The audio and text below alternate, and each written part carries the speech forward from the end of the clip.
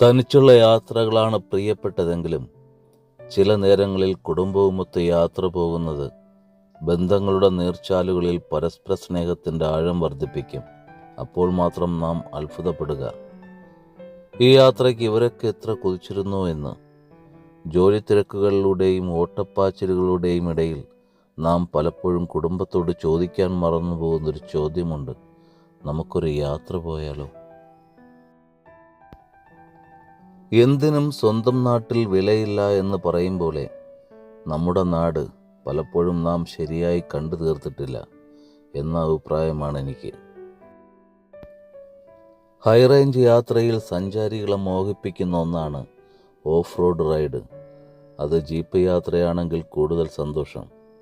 കുടിയേറ്റത്തിൻ്റെ ആദ്യ കാലഘട്ടങ്ങളിൽ ഹൈറേഞ്ചിലെ പ്രധാന യാത്രോപാധിയായ ജീപ്പുകൾ പിന്നീട് പല മേഖലകളിലും ചരക്ക് നീക്കത്തിലേക്ക് മാറിയിരുന്നു.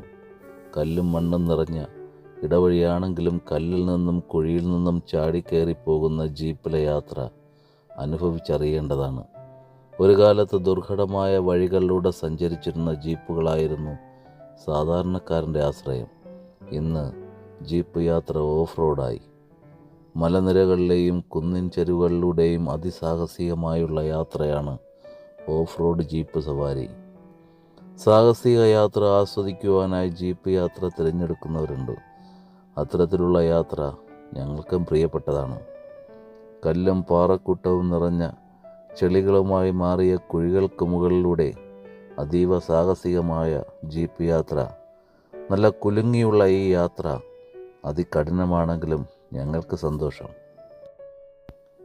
ദുർഘട പാത താണ്ടി ഉരുളൻ കല്ലുകളിലൂടെ കയറി ഇറങ്ങി ചരിഞ്ഞും കുലുങ്ങിയുമുള്ള ജീപ്പ് യാത്ര. പാറയുടെ മുകളിലും വെള്ളത്തിലും ഒക്കെ ജീപ്പ് ഓടിച്ചു കയറ്റുന്നത് ശരിക്കും ഭയം തോന്നുന്നുവെങ്കിലും ഞങ്ങളുടെ സാരഥി രതീഷിൻ്റെ ഡ്രൈവിങ്ങിൽ ഞങ്ങൾക്കുള്ള വിശ്വാസം ഭയം ഇല്ലാതാക്കി. ഞങ്ങളുടെ ഈ യാത്ര അത്തരത്തിലൂടെയാണ്. ഇടുക്കി ജില്ലയിലെ രാമക്കൽമേടിനടുത്തായുള്ള ആമപ്പാറയിലേക്കാണ് ഓഫ് റോഡ് യാത്രയ്ക്കായി ഞങ്ങൾ തിരഞ്ഞെടുത്തത്. ജീപ്പിലൂടെ ഈ റൂട്ടിൽ യാത്ര ചെയ്തിട്ടില്ലാത്തവർക്ക് വേണ്ടിയാണ് എൻ്റെ ഈ ചിത്രീകരണം. മിക്കവയും ഓടുന്ന ജീപ്പിൽ ഇരുന്നെടുക്കുകയും ചുറ്റിലുമുള്ള കാഴ്ചകളുടെ വിശദമായ വീഡിയോ എടുക്കാൻ സാധിച്ചില്ല. അതുകൊണ്ട് ഈ വീഡിയോ ഒന്നും നന്നായിട്ടുണ്ട് എന്ന് എനിക്ക് അഭിപ്രായമില്ല. ഏഷ്യയിലെ തന്നെ ഏറ്റവും വലിയ ആമയുടെ സ്റ്റാച്യുവിൻ്റെ നിർമ്മാണം ഇവിടെ പുരോഗമിച്ചു കൊണ്ടിരിക്കുന്നു.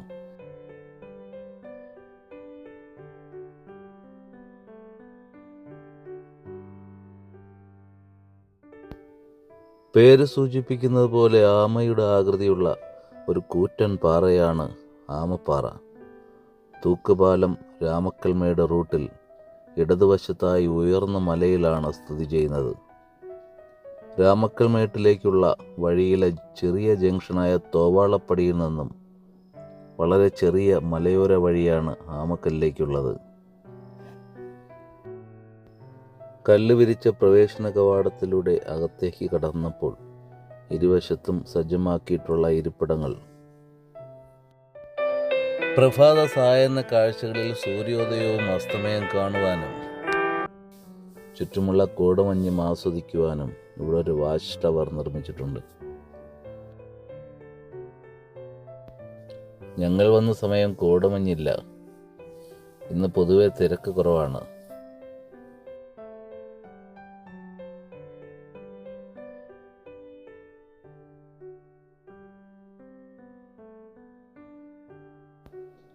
ഈ വലതുവശത്തുള്ള വഴിയിലൂടെയാണ് ആമപ്പാറയിലേക്ക് പ്രവേശിക്കുക. കയറുമ്പോൾ തന്നെ വലത് സൈഡായി ഒരു കോഫി ഹൗസുമുണ്ട്.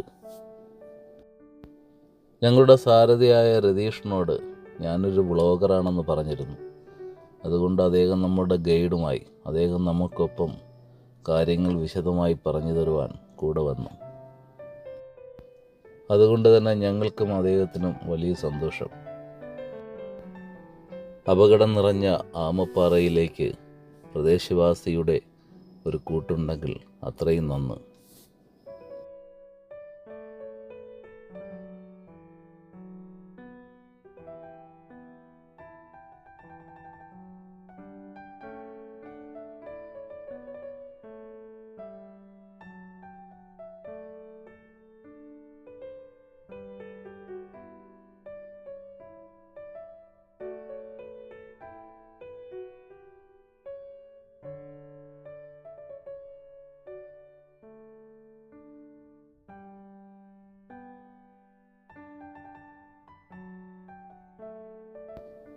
ഈ ആമക്കല്ലിൽ 2 കൂറ്റൻ പാറകൾ ഉൾപ്പെടുന്നു.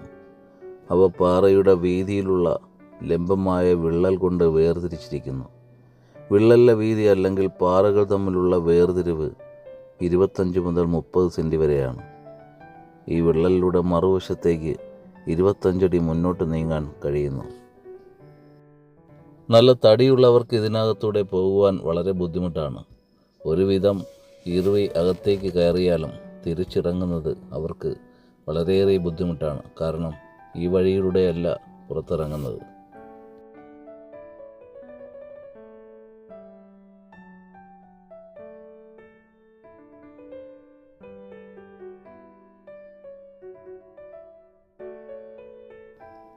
ഞാനേതായാലും റിസ്ക് എടുക്കാൻ തയ്യാറായി. വളരെ ബുദ്ധിമുട്ടി ഇതിനകത്തേക്ക് ഞാൻ കയറി.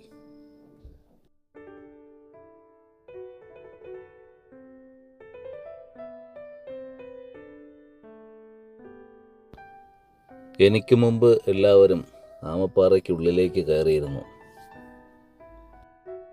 ആമപ്പാറയിലെ വിശേഷങ്ങൾ രതീഷിൽ നിന്ന് തന്നെ അറിയാൻ ശ്രമിക്കാം.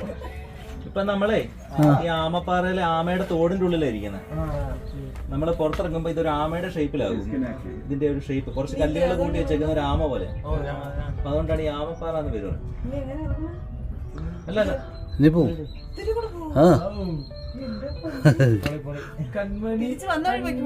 എന്തിന് ഇതുവഴി പോ. അത് റിസ്ക് അല്ലേ? ഇതല്ലേ റിസ്ക് അല്ല, ഒരു അഡ്വഞ്ചർ അല്ലേ? നിങ്ങൾ ആരെങ്കിലും ആദ്യം വാ. നിങ്ങളാരെങ്കിലും ആദ്യം വാ, വഴി കാണിക്കും.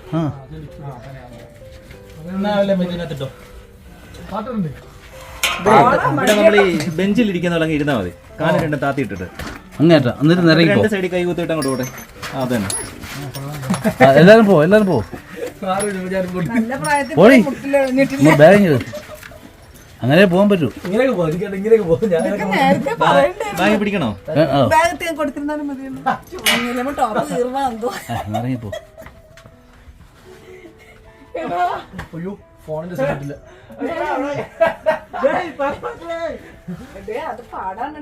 പോവുന്ന് അങ്ങനെ തന്നെ പോ. പോട്ട് പോട്ട്.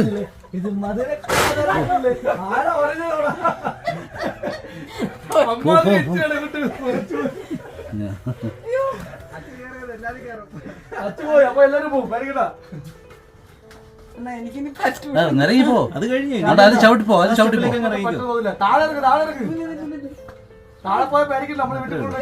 ആ പോ, കുഞ്ഞു പോ. ഇച്ചിരി മുമ്പോട്ട് പോയിട്ട് അവിടെ വെയിറ്റ് ചെയ്തോളെ.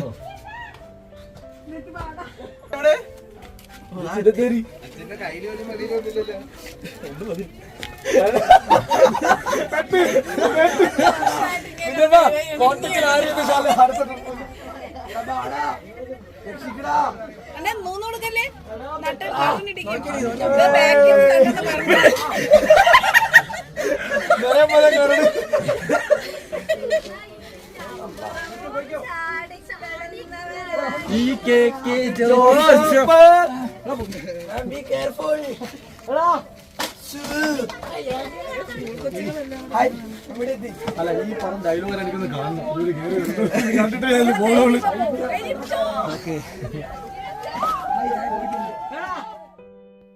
ഒരു പറ്റം കാസർഗോഡ് ജില്ലയിൽ നിന്നുള്ള കുട്ടികൾ ഞങ്ങൾക്ക് ശേഷം ഇവിടെ എത്തി. അതുകൊണ്ട് തന്നെ ഞങ്ങൾക്ക് അവർക്കും ഒരു ശല്യമാകണ്ട എന്ന് കരുതി ഞങ്ങളുടെ സാരഥി രതീഷ് ഞങ്ങളുടെ വേഗം അടുത്ത വ്യൂ പോയിന്റിലേക്ക് കൊണ്ടുവന്നു.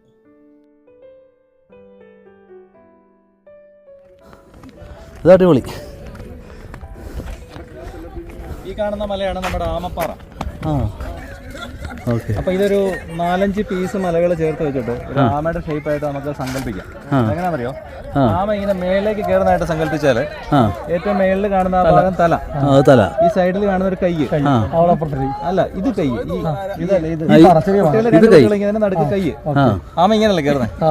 അപ്പൊ ഈ ഇതതിന്റെ തോട്, താഴത്തെ വാലുണ്ട്, ഉള്ളില് 2 കാലുണ്ട്. അതിലൊരു കാലാ നമ്മൾ ഒരു കാലുമേ പുറടിച്ചു, 2 കാലുമേലാണ് ഇരിക്കുന്നത്. അപ്പൊ എല്ലാ പാർട്സുകളും ചേർന്നിരിക്കുന്ന പോലെ നാച്ചുറൽ ആയിട്ടുള്ള ഒരു സ്ഥലമാണ്. അതുകൊണ്ട് ആമപ്പാറ. 2 പീസാണ് അല്ലേ? 3 പീസ്, 4 പീസ്, 4-5 പീസുകൾ. അപ്പൊ നമ്മളൊരു 5 യോഗ ചെയ്തു. ഏതൊക്കെയാണെന്നറിയോ? ഒന്ന്, ആദ്യം നമ്മൾ നേരെ നടന്നു. പിന്നെ നമ്മൾ അതിന്റെ പെടലിൽ കൂടിയാ ചെരിഞ്ഞു പോയത്. പെടലിൽ കൂടി ചെരിഞ്ഞു പോയി. പിന്നെ നമ്മൾ കുനിഞ്ഞ ഉള്ളിലേക്ക് കയറിയത്. പിന്നെ നമ്മൾ ആ ബെഞ്ചിൽ ഇരിക്കുന്ന പോലെ ഇരുന്നിട്ട് നിരങ്ങി പോന്നു. പിന്നെ നമ്മൾ കിടന്നു ഒരു 5 ടൈപ്പിലൊക്കെ കയറി ഇറങ്ങാം. ഒരു 10 പ്രാവശ്യം കയറി ഇറങ്ങുകയാണെങ്കിൽ നല്ല ജിമ്മാകും. പിന്നെ ഷുഗർ, കൊളസ്ട്രോൾ, പ്രഷറൊക്കെ ഉണ്ടെങ്കിൽ ഇങ്ങനെ കയറി ഇറങ്ങിയാൽ മതി. നീ ഒന്ന് കയറ്. 5 പ്രാവശ്യം 1 ഇനി 5 കൂടാ. എനിക്ക് കുഴപ്പമില്ല. ഇനി നമുക്ക് ഇവിടുന്നേ വാച്ച് ടവർ കുട്ടികളെല്ലാം കൂടെ വന്ന് ഇടിച്ച് കയറുന്നതിന് മുമ്പ് അതേ കയറുകയാണെങ്കിൽ തിരക്കില്ലാതെ കാണാൻ പറ്റും. ഓക്കെ. അത് കഴിഞ്ഞിട്ട് നമുക്ക് ജീപ്പിൽ കയറിയിട്ട് അടുത്ത വ്യൂ പോയിന്റ് ഉണ്ട്. View point. ഓക്കെ.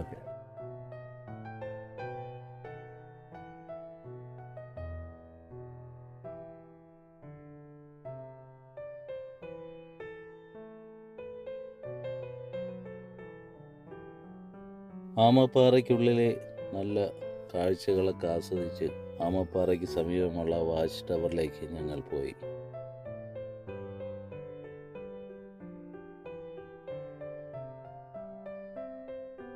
ആമപ്പാറയിലേക്കുള്ള യാത്ര കോടമഞ്ഞുള്ള സമയത്താണെങ്കിൽ വാച്ച് ടവറിൽ നിന്നുള്ള കാഴ്ച അതിമനോഹരമായിരിക്കും. ഇവിടെ നിന്ന് തന്നെ നിർമ്മാണത്തിലിരിക്കുന്ന ആമയുടെ പ്രതിമയും 360 ഡിഗ്രിയുള്ള കാഴ്ചകളും കാണാം. ദൂരെയുള്ള കാറ്റാടിപ്പാടവും കാണാൻ സാധിക്കുന്നു.